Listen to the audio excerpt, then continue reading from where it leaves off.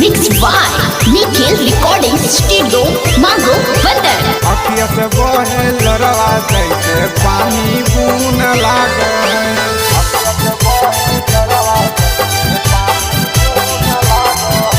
पानी बून लागे तो चला जाही कन्हू तो पूरा गाँव सुन लागे है तो चल जाही कन्हू तो पूरा गाँव सुन लाग है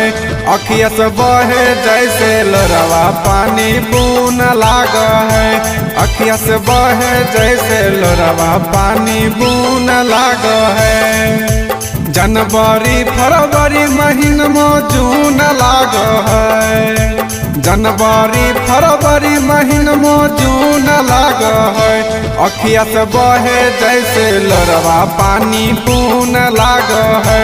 नैना से बहे जैसे लरवा पानी बून लाग है नैना से बहे जैसे लरवा पानी बून लाग है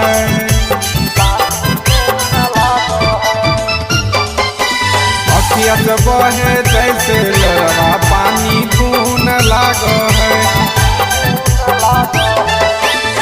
तोरा से हम प्यार के लिए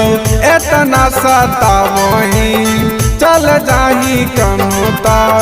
हमरा नहीं बतावही तोरा से हम प्यार के लिए इतना सतावही चल जाही कन्हू ता हमरा नहीं बतावही तोर बिना एको पल न मान लाग है तोर बिना एको पल न मान लाग है अखिया से बहे जैसे लरवा पानी बून लाग है नैना से बहे जैसे लरवा पानी बून लाग है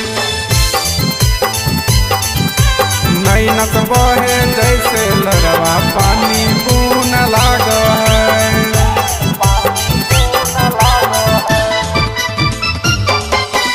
अखिया से बहे जैसे लरवा पानी बून लाग है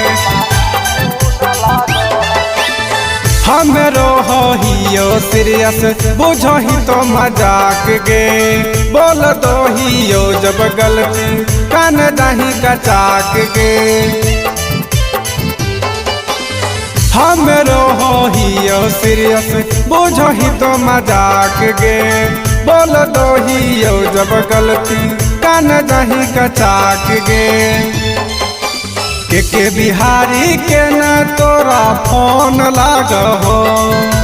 बूटान राजेश के तोरा न दान लाग हो अखिया से बहे जैसे लरवा पानी बून लाग है नैना से बहे जैसे लरवा पानी बून लाग है।